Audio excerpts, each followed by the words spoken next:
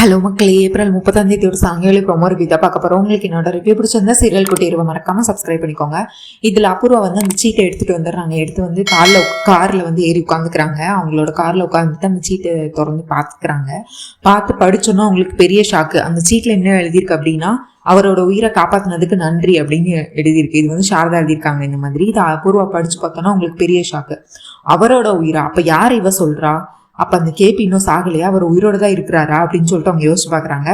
அதுக்கடுத்து வந்து பூமி சொன்னதை யோசிச்சு பார்க்குறாங்க. எப்படி என் மாமா நெஞ்சில் குண்டு பாஞ்சிச்சு அப்படின்னு சொல்லிட்டு அவங்க எஸ்ஐ சூர்யா கிட்ட கேட்டது அதை நினச்சி பார்க்குறாங்க.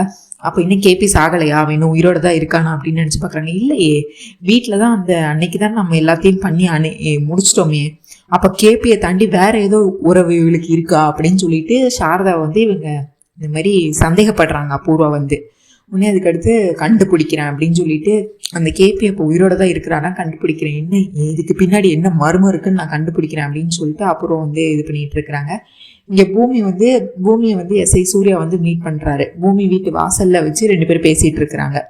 உடனே, சார் நீங்கள் என்னமோ நான் நீதி நேர்மையானவங்கன்னு நான் உங்களை நினச்சேன் சார், ஆனால் நீங்கள் இப்படி பண்ணுவீங்கன்னு நினைக்கல. நீங்கள் வந்து நீங்கள் நினச்சி பாருங்கள், என்னோட மாமா இடத்துலேருந்து நினச்சி பாருங்கள். அவங்க அம்மா தான் அவங்களுக்கு கடவுள் எல்லாமே. எங்கள் மாமாவுக்கு அவங்க அம்மா தான் உயிர் உலகம் எல்லாமே. அவரை வந்து அவங்கள வந்து அந்த அபூர்வா கொல்லணும்னு நினச்சா என் மாமா பார்த்துட்டு சும்மா இருப்பாங்களா? அதுக்காக அவங்கள கொல்லணும்னு நினச்சா நீங்கள் வந்து அன்னைக்கு அபூர்வாவை காப்பாற்றுறீங்க. இது ஒரு வாட்டி மட்டும் இல்லை, நீங்கள் பல வாட்டி காப்பாற்றுறீங்க.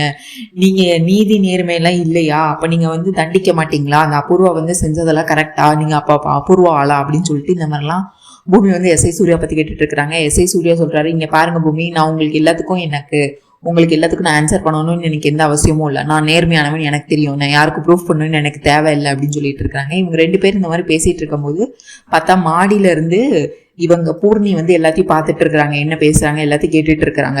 அதாவது பூமியும் எஸ்ஐ சூர்யாவும் என்ன பேசுகிறாங்க அப்படின்னு சொல்லிட்டு. அதுக்கடுத்து இந்த எஸ்ஐ சூர்யா சொல்கிறாரு, இங்கே பாருங்க, அவங்க மாமியார் அபூர்வா கொள்ளணும்னு நினச்சா நீங்கள் என்கிட்ட வந்து கம்ப்ளைண்ட்லாம் கொடுத்துருக்கணும். நீங்களே வந்து அதிகாரத்தை கையில் எடுக்கக்கூடாது அப்படின்னு சொல்லி பூமி கிட்ட சொல்லிட்டு இருக்கிறாங்க. அதுக்கடுத்து அன்னைக்கு நான் அபூர்வா உயிரை மட்டும் காப்பாற்றலை, உன்னோட புருஷன் உயிரையும் தான் நான் காப்பாற்றிருக்கேன். ஒருவேளை உன் புருஷன் அன்னைக்கு அபூர்வா கொண்டுட்டு அவன் காலை ஃபுல்லாக ஜெயிலில் இருந்தான். அப்புறம் இப்போ தான் உனக்கு ரீசெண்டாக தான் கல்யாணம் ஆயிருக்கு. அப்போ உன் வாழ்க்கை கேள்விக்குறி ஆயிரும். அது உனக்கு பிரச்சனை இல்லையா அப்படின்னு கேட்டுட்டு இருக்கிறாங்க. கேட்டுட்டு, இன்டைரக்டாக நான் உன்னோட வாழ்க்கையை சேர்த்து தான் காப்பாற்றிருக்கேன்.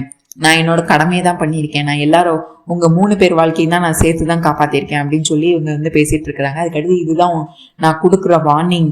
நான் அபூர்வா வந்து இப்போ கம்ப்ளைண்ட் கொடுத்துட்டு போயிருக்காங்க. அவங்க உயிருக்கு ஏதாவது ஆச்சு அப்படின்னா அதுக்கு வந்து ககன் தான் காரணம். அவங்க மேலே ஒரு துரும்பு பட்டா கூட அதுக்கு ககன் தான் காரணம். நான் அவனை தான் உள்ளே தூக்கி போட்டு மிதிப்பேன் அப்படிங்கிற மாதிரி. இது வந்து நான் போலீஸாக சொன்னால் இது வார்னிங்காக இருக்கும். அதே நீ சொன்னால் அதுக்கு அன்பாக சொல்கிற மாதிரி இருக்கும். அதனால நீ உன் புருஷன்கிட்ட சொல்லி வைங்க, இதுதான் என்னோட ஃபைனல் வார்னிங் அப்படின்னு சொல்லிட்டு இவங்க போயிடுறாங்க. அதுக்கடுத்து பூமி வந்து வீட்டுக்குள்ளே வந்து அது யோசிச்சு பார்க்குறாங்க. எஸ்ஐ சூர்யா போயிட்டாரு. இப்போ வீட்டுக்குள்ளே வந்துட்டு அது யோசிச்சு பார்க்குறாங்க. அந்த அபூர்வா சாவு என் கையில் தான் அப்படின்னு ககன் சொன்னது, அப்புறம் வந்துட்டு எப்படி இதுலேருந்து காப்பாற்ற போகிறோம் அப்படின்னு சொல்லிட்டு பூமி வந்து அதை நினச்சி பார்த்துட்டு இருக்கிறாங்க. எப்படி இவங்களை நம்ம வந்து ககனை காப்பாற்ற போகிறோம், இதுலேருந்து அவர் மனசை மாற்றணும். இது வார்னிங்னு எஸ்ஐ சூர்யா வந்ததை வந்து வார்னிங்னு சொல்லக்கூடாது, அதே மாதிரி சொல்லணும் அப்படின்னு சொல்லிட்டு எல்லாத்தையும் மனசில் இது வரைக்கும் அவங்க வந்து ககன் வந்து அவங்களுக்காக குண்டடி வாங்கினது அப்படி இப்படின்னு சொல்லிட்டு ககனுக்காக என்னெல்லாம் பண்ணது, ககன் வாழ்க்கையில் வந்து என்னெல்லாம் நடந்துச்சு அப்படின்னு சொல்லிட்டு எல்லாத்தையுமே இது வரைக்கும் நடந்ததெல்லாம் நினச்சி பார்க்குறாங்க பூமி. இப்படி நினச்சி பார்த்துட்டு இருக்கிறாங்க. அதுக்கடுத்து இப்படியாவது இதுலேருந்து நான் மாமாவை காப்பாற்றணும் அப்படின்னு நினச்சிட்டு அப்போ தான் ககன் வந்து வீட்டுக்குள்ளே என்டர் ஆகுறாரு. உடனே, மாமா நான் உங்ககிட்ட ஒன்று பேசணும் அப்படின்னு சொல்கிறாங்க. இப்போ என்ன, நான் உனக்கு தாலி கட்டேன்னு சொல்ல போகிறேன், நீ தான் இந்த வீட்டு மருமங்க, நீ தான் என் பொண்டாட்டின்னு சொல்ல போகிற, அதுதானே, இது எத்தனை வாட்டி தான் சொல்லுவேன் அப்படின்னு சொல்லிட்டு இருக்கிறாங்க. உடனே ககன் வந்து இந்த மாதிரி புரிஞ்சுக்கிட்டு பேசுகிறாரு. உடனே பூமி சொல்கிறாங்க, இல்லை நான் அதெல்லாம் நான் பேச வரல. நீங்கள் வந்து சாரதாத்தைய அந்த வந்து அபூர்வா தான் கொண்டான்னு இது பண்ணுறீங்க. நீங்கள் வந்து நம்ம போலீஸில் போய் கம்ப்ளைண்ட் கொடுக்கலாம், அந்த எஸ்ஐ சூர்யா வந்து சொல்லிட்டு போனாங்க அப்படின்னு மட்டும் சொல்கிறாங்க. இந்த நேரத்தில் பூர்ணி வராங்க. பூர்ணி வந்து, அண்ணா நான் அவங்ககிட்ட ஒரு முக்கியமான விஷயம் பேசணும் அப்படின்னு சொல்கிறாங்க. ஆல்ரெடி ககன் வந்து டென்ஷனில் இருக்காரு. அதாவது இந்த அபூர்வா வந்து வெளியே வந்துட்டா, அவளை இன்னும் நான் சாகடிக்கல அப்படின்னு சொல்லிட்டு இந்த உடனே பூமி வந்து இந்த நேரத்தில் எஸ்ஐ சூர்யா விஷயத்தை எங்கே உளறிடுவாளோ பூர்ணி அப்படின்னு சொல்லிட்டு, இப்போ தான் அண்ணா ஆஃபீஸ்லேருந்து வந்திருக்காங்க பூர்ணி, கொஞ்சம் நேரம் ஃப்ரெஷ்ஷாக போயிட்டு வரட்டும், அதுக்கடுத்து நீ காலேஜில் நடந்ததை சொல்லு அப்படின்னு சொல்கிறாங்க. சரிங்க அண்ணா, நான் அப்புறமாவே உங்கள்கிட்ட வந்து பேசுகிறேன் அப்படின்னு சொல்லிட்டு பூர்ணி சொல்லிட்டு இருக்கிறாங்க.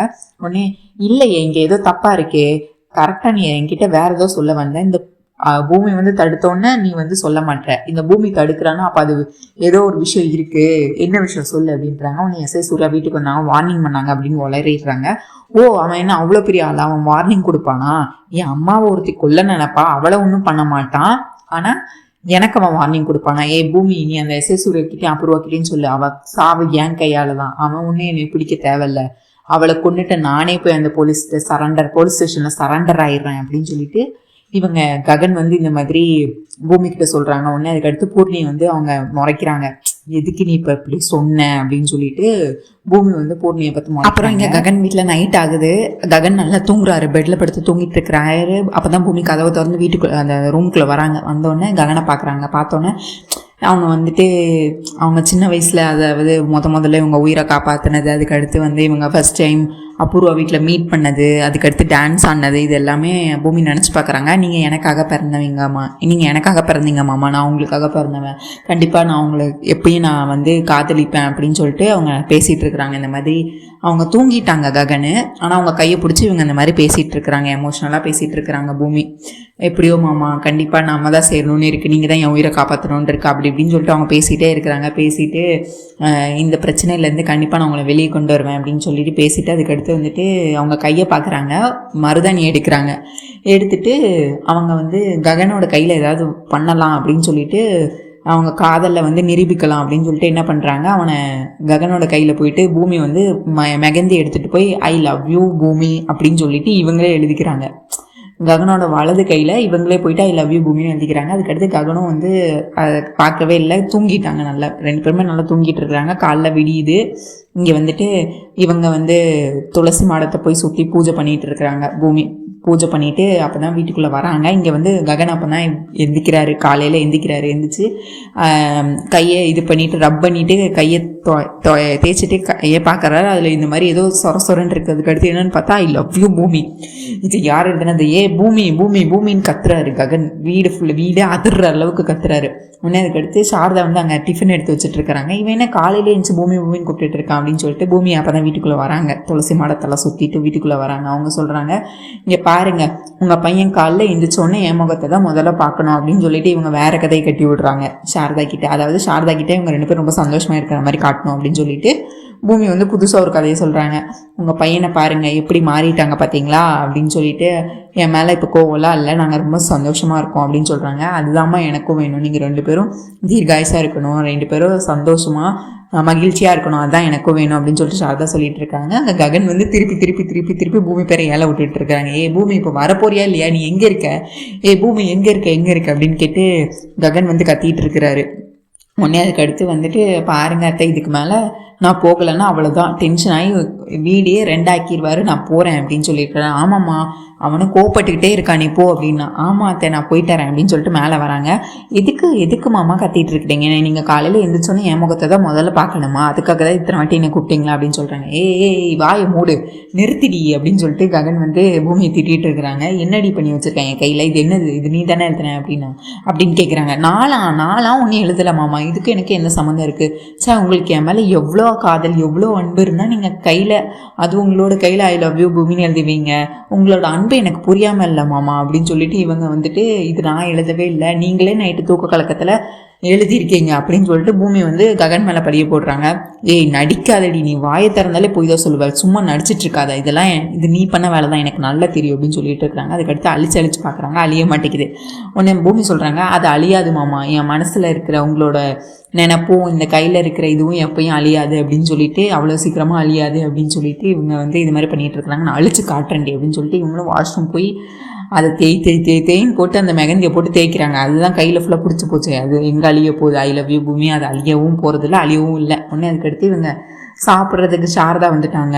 இங்கே டைனிங் டேபிளில் பூர்ணி வந்துட்டாங்க, சிவா வந்துட்டார். இவங்க சாப்பாடெல்லாம் எடுத்து வச்சுட்டாங்க. அதுக்கடுத்து ககன் மாமா நீங்கள் மட்டும் தான் இன்னும் வரல, உங்களுக்காக தான் எல்லோரும் வெயிட்டிங், வாங்க மாமான்னு சொல்லிட்டு பூமி வந்து ஏழை விட்டுட்டு இருக்கிறாங்க ககனை. சாப்பிட வாங்கன்னு சொல்லிட்டு அடுத்து ககனும் கீழே இறங்கி வராரு.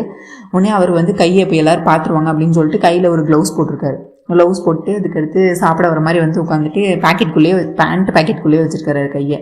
உடனே அதுக்கடுத்து ஆஃபீஸ் கிளம்பிட்டியாடா அப்படின்னு, ஆமாம்மா கிளம்பிட்டேன் அப்படின்னு சொல்லிட்டு சாப்பிட உட்காந்துட்டு தண்ணியை மட்டும் குடிச்சிக்கிட்டே இருக்கிறாரு. பூமி சாப்பிடுங்க மாமா அப்படின்னு சொல்லி எடுத்து வச்சுட்டே இருக்கிறாங்க.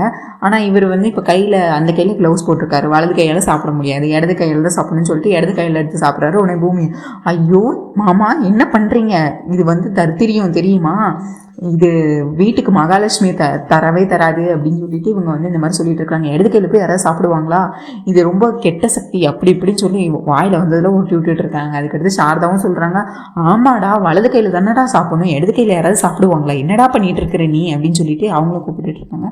உடனே ககன் சொல்கிறாரு, அம்மா அது கையில் அடிபட்டுருக்குமா, அதாம்மா அப்படின்னு சொல்கிறாங்க. அதுக்கு கையில் அடிபட்டுருக்குன்னா அதை வெளியே வைக்கணும்ல, இப்படி பேண்ட் பாக்கெட்லேயே வச்சா இன்னும் பெருசாக தானே செப்டிக் ஆகும் அப்படின்னு சொல்கிறாங்க. பூர்ணியும், அண்ணா நீ பூமியே படிக்கல, அவளுக்கு கூட தெரியுது, நீங்கள் எவ்வளோ பெரிய பிஸ்னஸ் மேக்னட்டாக இருக்கீங்க, உங்களுக்கு தெரியாதா, அடிப்பட்ட கையை யாராச்சும் இப்படி மூடி வைப்பாங்களா அப்படின்னு சொல்லி அவங்களும் அதுக்கடுத்து கேட்குறாங்க. உடனே அவர் கையை எடுத்து காட்டுறாரு, க்ளவுஸ் போட்டிருக்காங்க.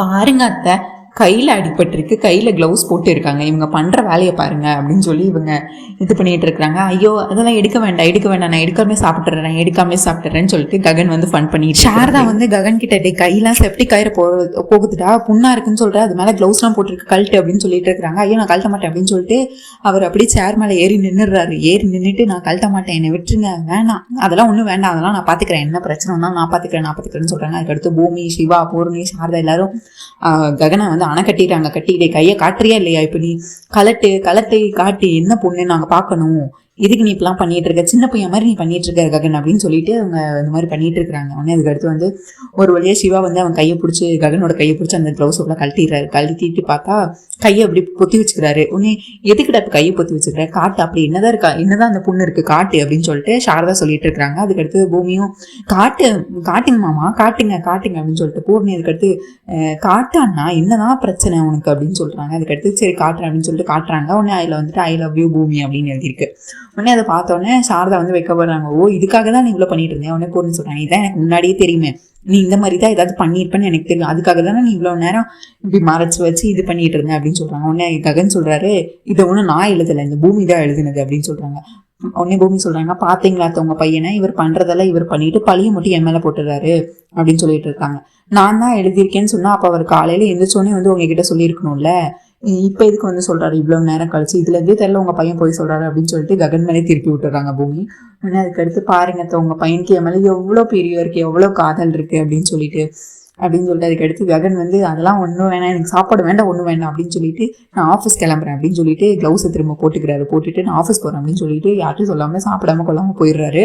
உடனே அதுக்கடுத்து சாரதா வந்து ஐயோ சாப்பிடாம போகாத ககன், நின்று வெயிட் பண்ண சொல்லிட்டு இருக்கிறாங்க. அதுக்கடுத்து பூமி வந்து அவங்களுக்கு கேரியரில் சாப்பாடு எடுத்து ஆஃபீஸ்க்கு கொடுத்து விடுறாங்க. இங்கே வந்து அபூர்வா வந்து இவங்க ககன் வீட்டுக்கு என்ட்ரி கொடுக்குறாங்க. திரும்ப வந்துட்டு மருதாணியில வந்து இப்போ எதுக்குமா இங்கே நம்ம ககன் வீட்டுக்கு வந்திருக்கோம் அப்படின்னு கேட்குறாங்க.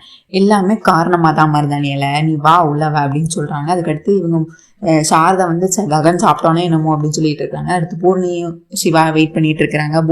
பூமி எல்லாரும் ஐயோ அத்தை நீ எதுக்கு உங்கள் பையனை பற்றி கவலைப்படுறீங்க, அதெல்லாம் ஒன்றும் இல்லை சாப்பிட்டுருவாரு அப்படின்னு சொல்லிட்டு இருக்கிறாங்க. உடனே அபூர்வா வந்துட்டு வந்திருக்காங்க. உடனே அதுக்கடுத்து சாரதா வந்து அபூர்வா பற்றி சாப்பிட்றாங்க. இந்த ராட்சசி எதுக்கு இப்போ நம்ம வீட்டுக்கு வந்திருக்கா அப்படின்னு சொல்லிட்டு பூமி, அன்னைக்கு ககன் வந்து உயிர் பிச்சை போட்டிருக்காருல்ல, இப்போ வந்து உங்ககிட்ட உயிர் பிச்சை கேட்கறதுக்கு உங்கள் பையனை என்ன கொள்ள வேணாம்னு சொல்றதுக்கு அதுக்கும் அத்தை நீங்கள் எதுக்கும் நீங்கள் கெத்தாவே இருங்க அப்படின்னு சொல்கிறாங்க. உடனே அதுக்கடுத்து இவங்களும் மூஞ்சியை வந்து கொஞ்சம் ஆங்கிரியா கொஞ்சம் கோவமாக இருக்கிற மாதிரி சாரதா வச்சுக்கிறாங்க. உடனே அதுக்கடுத்து இவங்க அபூர்வாவே வந்து சரண்டர் ஆகுறாங்க இவங்க கிட்ட.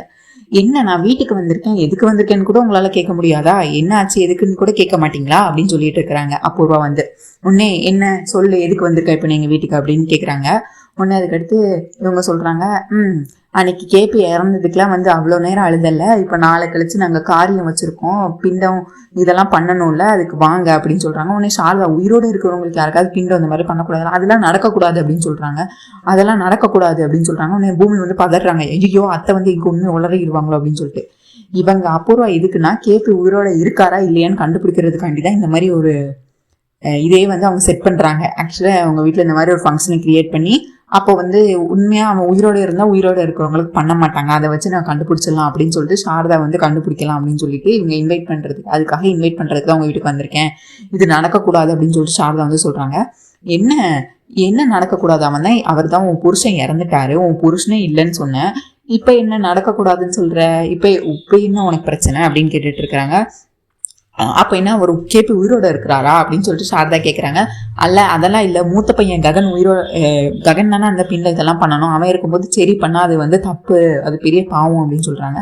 ஆமாம், உன் பையன் ககன் என்ன அவனை கேபி முதல்ல அப்பான்னு ஏற்றுக்கிட்டானா, இல்லை அவன் அப்பான்னா அவனை கூப்பிட்டுருப்பானா, அவனை ஒரு ஆளாக கூட மதிக்க மாட்டான், அந்த வீட்டுக்கும் வரமாட்டான், அவனை அப்பான்னு என்னைக்கு அவன் நினச்சிருக்கான் அவன் பண்ணுறதுக்கு, அவன் எப்படி பண்ண முடியும், எங்கள் வீட்டு சரி தான் பண்ணுவார், நீங்கள் எங்கள் வீட்டுக்கு வந்துருங்க, அதுக்கு அழைக்கிறதுக்கு தான் வந்திருக்கேன் அப்படின்னு சொல்லிட்டு இவங்க போகிறாங்க. உடனே சாரதா வந்து டென்ஷன் ஆகுறாங்க. ஐயோ உயிரோடு இருக்கிறவங்களுக்கு யார் பண்ணால் அந்த பெரிய பாவமாச்சே, இப்போ என்ன பண்ணுவேன் அப்படின்னு சொல்லிட்டு உடனே இவங்க காருக்குள்ள ஏறி உட்காந்துக்கிறாங்க. திரும்ப அப்புறம் மருதானிலையும், எதுக்குமா இப்போ நீ தேவையில்லாமல் இப்போ இந்த சாரதாவை எதுக்குமா அந்த இதுக்கு கூப்பிட்ட அப்படின்னு கேட்குறாங்க. அது எல்லாமே காரணமாக தான் சித்தி, இப்போ கேபி எனக்கு உயிரோட இருப்பானோன்னு எனக்கு டவுட்டாக இருக்குது. இப்போ உயிரோடு இருந்தால் கண்டிப்பாக இவ சாரதா அந்த ஃபங்க்ஷனுக்கு வரமாட்டா, அந்த ஃபங்க்ஷனையும் நடக்க விட மாட்டா, அதை வச்சு நான் கண்டுபிடிச்சிருவேன், எல்லாரும் முன்னாடியும் நான் நிரூபிச்சிருவேன் கேபி உயிரோட இருக்கானுங்கிறது, அதுக்காண்டி தான் அப்படின்னு சொல்கிறாங்க. உனக்கேமா திடீர்னு இந்த டவுட் வந்துச்சு அப்படின்னு கேட்குறாங்க. அதுக்கடுத்து அவங்க அந்த பூமி எப்படி புல்லட் பாஞ்சதுன்னு கேட்டது, அதுக்கடுத்து வந்து இவங்க சாரதா பொட்டு அவ கேபியை எந்த அளவுக்கு காதலிச்சான்னு எனக்கு நல்லா தெரியும். அவன் இறந்ததுக்கு அப்புறம் அவ வந்து நார்மலா இருக்கா, கொஞ்சம் கூட வருத்தமா இல்லை, தாலியை கலட்ட மாட்டா, குங்குமத்தை வச்சிட்டு இருக்கிறா, பட்டு சிலையெல்லாம் கட்டிட்டு இருக்கா. இப்படி யாராவது இருப்பாங்களா? இது எனக்கு ரொம்ப சந்தேகத்தை உண்டு பண்ணுது. அதனால கேபி உயிரோட இருக்கவா நிறைய வாய்ப்பு இருக்கு சித்தி, அதுக்காக தான் இதை வச்சு நான் கண்டுபிடிச்சிருவேன் அப்படின்னு சொல்றாங்க. இதுக்கு அடுத்து என்ன நடந்துச்சுங்கிற வீடியோ நம்ம பார்ட் 2 வீடியோல பார்க்கலாம். நீங்க இப்பதான் ஃபர்ஸ்ட் டைம் என்னோட வீடியோ பாக்குறீங்கன்னா லைக் பண்ணுங்க, ஷேர் பண்ணுங்க, சப்ஸ்கிரைப் பண்ண மறக்காதீங்க. உங்க தாட்ஸ் என்னன்னு கண்டிப்பா நீங்க கமெண்ட்ஸ்ல சொல்லுங்க. தேங்க்யூ மக்களே, நன்றி, நாளை சந்திப்போம், பை பாய்.